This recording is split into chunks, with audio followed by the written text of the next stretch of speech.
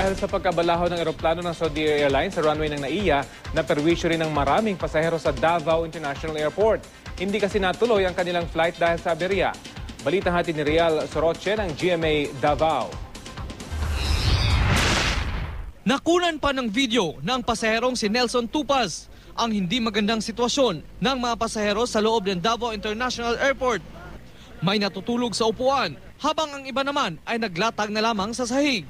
Stranded kasi ang mga pasaherong ito nang makansilang 8:55 p.m. Cebu Pacific Flight 5J8974 nang nagkaaberya sa runway ng Ninoy Aquino International Airport dahil sa natanggal na gulong ng eroplano ng Saudi Airlines. Aabot sa mahigit 40 tao ang naiwan dito sa airport na walang magawa kundi ang maghintay sa kanilang susunod na flight. Nung sinabi ng cancel yung flight, yung iba, siyempre wala nang matulugan eh. Wala, kung palalabasin kami sa loob ng airport, wala kami mapag-iistinan. Nakikiusap kami, lahat kami, yung mga nandun sa loob, na kung pwede, wag na kami paalisin doon. Mga tao dito, nangatulog ng mga tao dito eh.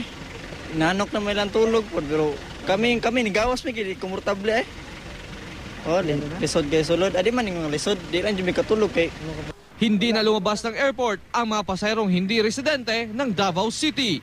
Rial Soroche, GMA News.